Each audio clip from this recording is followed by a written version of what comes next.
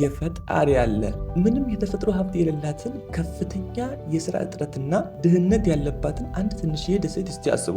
ዛሬ በዓለም ካሉ ባለጸጋና ከበለጸጉ ሀገራት አንዷ ናት። ባይገርማችሁ በንጽህና በጣም ትታወቃለች። ብዙ ጊዜ ቴክኖሎጂና ተፈጥሮ ተዋህዶ የሚኖርባት ሀገርም ትባላለች። ይህቺ ሀገር በኤስያ ውስጥ የምትገኝ አንድ ትንሽዬ አስገራሚ ሀገር ናት። ለማታውቁኝ ምን ሆነኝ እንዲህ አይነት ኤዱኬሽናል ቤዝድ የሆኑ ኮንተንት የምትፈልጉ ሳብስክራይብ ያድርጉ። የቪዲዮዎች ኖቲፊኬሽን ደርሳችሁ የደወል ምልክቷንም ይጫኑ። ላይክም ይሞከር። እንቀጥል።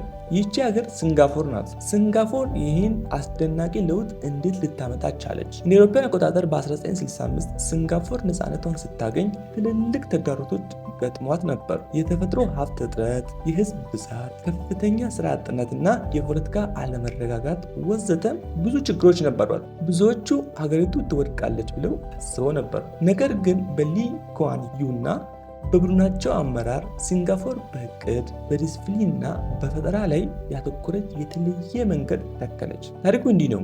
ይህ ለውጥ ለብሊ አመራርና ለሀገር ግንባታ ፕላስ ለግል ህይወት ግንባታ ትልቅ ትምህርት ነው። ምን መሰሏቸው ሲንጋፖር ያደረገችው? አንድ ባለራዕይ አመራር ሊ ኩዋን ዩ ግልጽ ራዕይ ነበሯቸው። እሱም ሲንጋፖርን የዓለም አቀፍ የንግድና የፋይናንስ የቴክኖሎጂ ማዕከል ማድረግ ነበር። ሁለት ዲሲፕሊንና ጸረ ሙስና፣ ጠንካራ ህጎች፣ በብቃት ላይ የተመሰረተ አስተዳደርና ለሙስና ምንም ቦታ አለመስጠት በመንግስት ላይ እምነትን ፈጠረ። እንዲሁም ባለሀብቶችን ሳበ። ሶስት ትምህርትና ተሰጥኦ ማልማት። ሲንጋፖር በትምህርት ላይ ከፍተኛ ኢንቨስት በማድረግ በዓለም አቀፍ ደረጃ መወዳደር የሚችሉ ክህሎት ያላቸው ሰራተኞችን አፍርታለች። አራት ፈጠራና ስልታዊ እቅድ። ሀገሪቱ በዓለም ደረጃ ተወዳዳሪ የሆኑ ወደቦችን፣ አየር ማረፊያዎችና የቴክኖሎጂ መሰረተ ልማትን በመገንባት እጥረትን ወደ መልካም አጋጣሚ ቀይራለች።